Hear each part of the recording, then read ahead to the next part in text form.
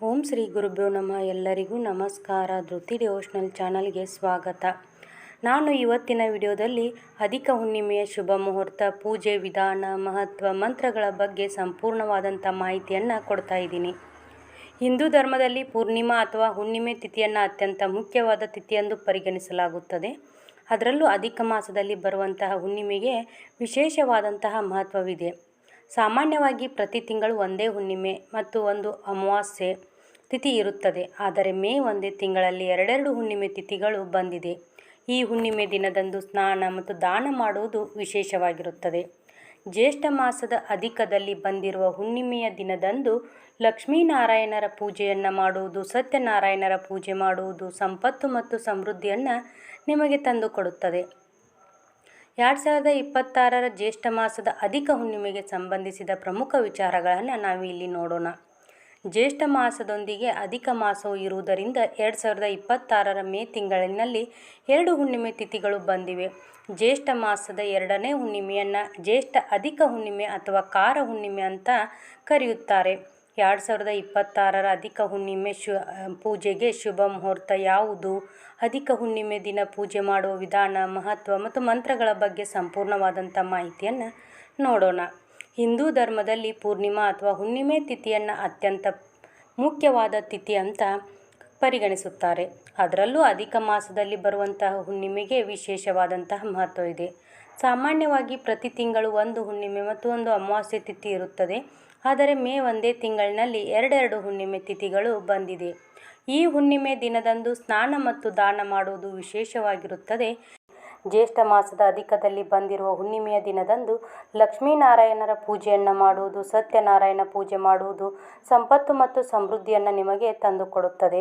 2026 ಜ್ಯೇಷ್ಠ ಮಾಸದ ಅಧಿಕ ಹುಣ್ಣಿಮೆಗೆ ಸಂಬಂಧಿಸಿದ ಪ್ರಮುಖ ವಿಚಾರಗಳು ನೋಡೋಣ.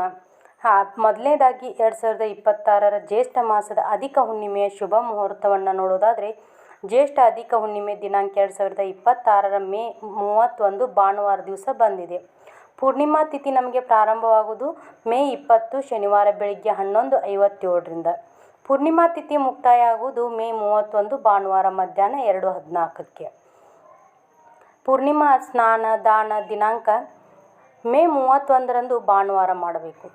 ಹುಣ್ಣಿಮೆಯ ಚಂದ್ರೋದಯ ಸಮಯ ಮೇ 31 ಭಾನುವಾರ ಸಂಜೆ 7:36ಕ್ಕೆ. ಇನ್ನು ಅಧಿಕ ಹುಣ್ಣಿಮೆಯ ಮಹತ್ವವೇನು ಅಂತ ನೋಡೋದಾದರೆ, ಹಿಂದೂ ಧರ್ಮದಲ್ಲಿ ಅಧಿಕ ಮಾಸದ ಹುಣ್ಣಿಮೆಯನ್ನು ಅತ್ಯಂತ ಪವಿತ್ರವೆಂದು ಪರಿಗಣಿಸಲಾಗುತ್ತದೆ. ಇದನ್ನು ವಿಷ್ಣುವಿಗೆ ಸಮರ್ಪಿಸಲಾಗಿದೆ. ಪ್ರತಿ 3 ವರ್ಷಗಳಿಗೊಮ್ಮೆ ಬರುವ ಈ ಹುಣ್ಣಿಮೆಯು ಎಲ್ಲ ಪಾಪಗಳ ನಾಶ, ಮೋಕ್ಷ ಪ್ರಾಪ್ತಿ ಮತ್ತು ಸಂತೋಷ ಮತ್ತು ಸಮೃದ್ಧಿಗೆ ವಿಶೇಷವಾಗಿದೆ. ಈ ದಿನದಂದು ಸ್ನಾನ, ದಾನ ಮತ್ತು ಸತ್ಯನಾರಾಯಣ ವ್ರತವನ್ನು ಆಚರಿಸುವುದರಿಂದ ಸಾಮಾನ್ಯ ಹುಣ್ಣಿಮೆಗಿಂತ ಅನೇಕ ಪಟ್ಟು ಹೆಚ್ಚು ಪುಣ್ಯ ಫಲಿತಾಂಶಗಳನ್ನು ಪಡೆದುಕೊಳ್ಳಬಹುದು. ಈ ಶುಭ ದಿನದಂದು ಪವಿತ್ರ ನೀರಿನಲ್ಲಿ ಸ್ನಾನ ಮಾಡುವುದು, ದಾನ ಮಾಡುವುದು ಮತ್ತು ಸರಿಯಾದ ಆಚರಣೆಗಳೊಂದಿಗೆ ವಿಷ್ಣುವನ್ನು ಪೂಜಿಸುವುದು ಶಾಶ್ವತ ಪುಣ್ಯವನ್ನು ನೀಡುತ್ತದೆ. ಈ ದಿನದಂದು ಉಪವಾಸ, ಪೂಜೆ ಮತ್ತು ದಾನ ಮಾಡುವುದರಿಂದ ಸಂತೋಷ, ಸಮೃದ್ಧಿ, ಶಾಂತಿ ಮತ್ತು ಸಕಾರಾತ್ಮಕ ಶಕ್ತಿ ದೊರೆಯುತ್ತದೆ. ವಿಷ್ಣು ಮತ್ತು ಲಕ್ಷ್ಮೀ ದೇವಿಯ ಆಶೀರ್ವಾದವು ವರ್ಷವಿಡೀ ಇರುತ್ತದೆ. ಇನ್ನು ಹುಣ್ಣಿಮೆ ತಿಥಿಯ ಪೂಜೆಯನ್ನು ಮಾಡುವ ವಿಧಾನವನ್ನು ನೋಡೋದಾದರೆ, ಹಿಂದೂ ನಂಬಿಕೆಯ ಪ್ರಕಾರ ಜ್ಯೇಷ್ಠ ಅಧಿಕ ಮಾಸ ಪೂರ್ಣಿಮೆಯ ದಿನದಂದು ಸೂರ್ಯೋದಯಕ್ಕೆ ಮೊದಲು ಎದ್ದು ಸ್ನಾನ ಮಾಡುವುದು ಅತ್ಯಂತ ಶುಭವೆಂದು ಪರಿಗಣಿಸಲಾಗಿದೆ. ಸ್ನಾನಕ್ಕಾಗಿ ಗಂಗಾ ನೀರು ಅಥವಾ ಪವಿತ್ರ ನದಿ, ತೀರ್ಥಯಾತ್ರೆಯ ನೀರನ್ನು ಬಳಸುವುದು ಉತ್ತಮ. ಸ್ನಾನದ ನಂತರ ಶುದ್ಧ ಬಟ್ಟೆಗಳನ್ನು ಧರಿಸಿ ಶುದ್ಧ ಮನಸ್ಸಿನಿಂದ ಪೂಜೆ ಮಾಡುವ ಪ್ರತಿಜ್ಞೆಯನ್ನು ತೆಗೆದುಕೊಳ್ಳಿ. ಮನೆಯ ಯಾವುದೇ ಒಂದು ಶುದ್ಧವಾದ ಸ್ಥಳದಲ್ಲಿ ಅಥವಾ ದೇವರ ಕೋಣೆಯಲ್ಲಿ ವಿಷ್ಣು ಮತ್ತು ಲಕ್ಷ್ಮೀ ದೇವಿಯ ವಿಗ್ರಹ ಅಥವಾ ಫೋಟೋವನ್ನು ಸ್ಥಾಪಿಸಿ.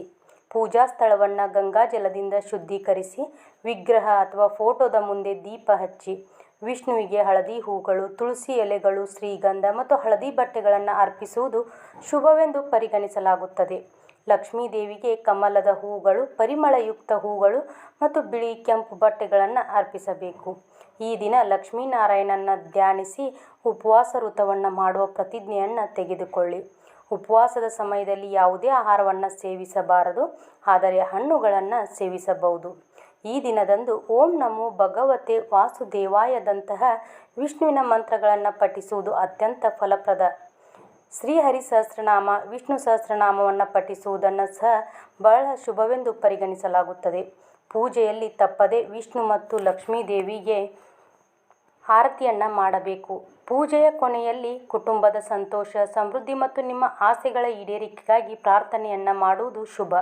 ಸಾಧ್ಯವಾದರೆ ಆ ದಿನದಂದು ಆಹಾರ, ಬಟ್ಟೆ ಅಥವಾ ಹಣದಂಥ ವಸ್ತುಗಳನ್ನು ದಾನ ಮಾಡುವುದು ವಿಶೇಷವಾಗಿ ಪುಣ್ಯಕರವಾಗಿರುತ್ತದೆ.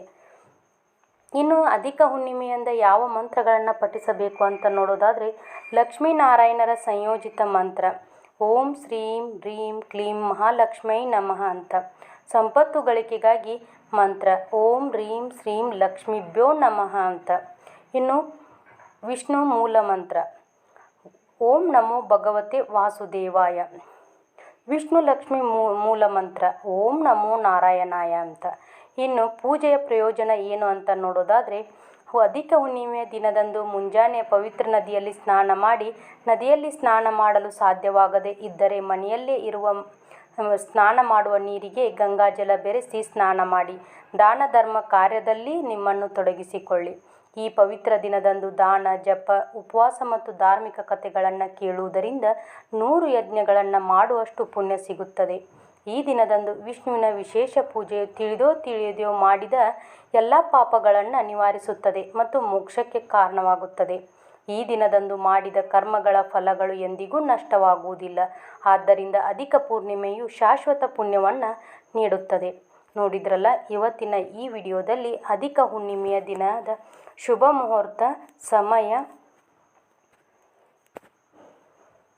ಪೂಜೆ ವಿಧಾನ, ಮಹತ್ವ ಮತ್ತು ಮಂತ್ರಗಳ ಬಗ್ಗೆ ಸಂಪೂರ್ಣವಾದಂಥ ಮಾಹಿತಿಯನ್ನು ನೀಡಿದ್ದೇನೆ. ಈ ಮಾಹಿತಿ ನಿಮಗೆ ಇಷ್ಟ ಆಗಿದೆ ಅಂತ ಅಂದ್ಕೊಂಡಿದ್ದೀನಿ. ಇಷ್ಟ ಆಗಿದ್ದರೆ ಪ್ಲೀಸ್ ಲೈಕ್ ಮಾಡಿ, ಶೇರ್ ಮಾಡಿ, ಹಾಗೆ ಕಮೆಂಟ್ ಮಾಡೋದನ್ನು ಮರಿಬೇಡಿ. ಮತ್ತೆ ಮುಂದಿನ ವಿಡಿಯೋದಲ್ಲಿ ಸಿಗ್ತೀನಿ. ಸರ್ವೇ ಜನೋ ಸುಖಿನೋ ಭವಂತು.